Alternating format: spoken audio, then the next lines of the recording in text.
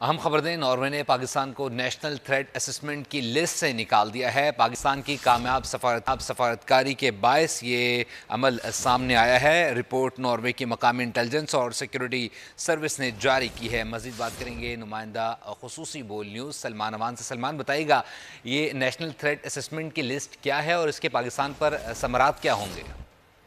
जी बिल्कुल। सबसे पहले तो ये पाकिस्तान की बहुत बड़ी सिफारती कामयाबी है कि नॉर्वे दुनिया के एक अहम तरीन मुल्क है और वहाँ पर बहुत बड़ी तादाद के अंदर पाकिस्तानी कम्युनिटी मुकीम है। और नॉर्वे की जानिब से पाकिस्तान को नेशनल थ्रेट असेसमेंट लिस्ट से निकालना बहुत सारे दरवाजे खोलेगा पाकिस्तानी स्टूडेंट्स के लिए, जो कि हर साल नॉर्वे जाना चाहते हैं, नॉर्वे के इंस्टीट्यूट्स में तालीम हासिल करना चाहते हैं। और सबसे बढ़कर ये कि पाकिस्तान का जो एक इमेज है, मस्बत इमेज है, वो पूरी दुनिया के अंदर डेवलप होगा। ये लिस्ट जो है बुनियादी तौर पर नेशनल की जो सिक्योरिटी, नॉर्वे की जो नेशनल सिक्योरिटी सर्विसेज हैं वो मुरतब करती हैं और इसमें मुख्तलिफ ममालिक के हवाले से जो उनके पास इंटेलिजेंस इत्तलात होती हैं उसकी बुनियाद पर ये लिस्ट बनाई जाती है और सिक्योरिटी सर्विस या इंटेलिजेंस मिलकर ये लिस्ट जारी करती है। और गुज़िश्ता कई बरस से पाकिस्तान का नाम इस लिस्ट के अंदर आ रहा था दीगर ममालिक के साथ, और अब इस लिस्ट से पाकिस्तान का नाम जो है वो पाकिस्तान का जो इंडेक्स है, परसेप्शन है, वो बेहतर हुआ है और पाकिस्तान का नाम निकाल दिया गया है। तो यकीनी तौर पर ये पाकिस्तान के बहुत सारे तलबा, बहुत सारे रिसर्चर्स जो कि नॉर्वे जाना चाहते हैं उनके लिए बहुत सारे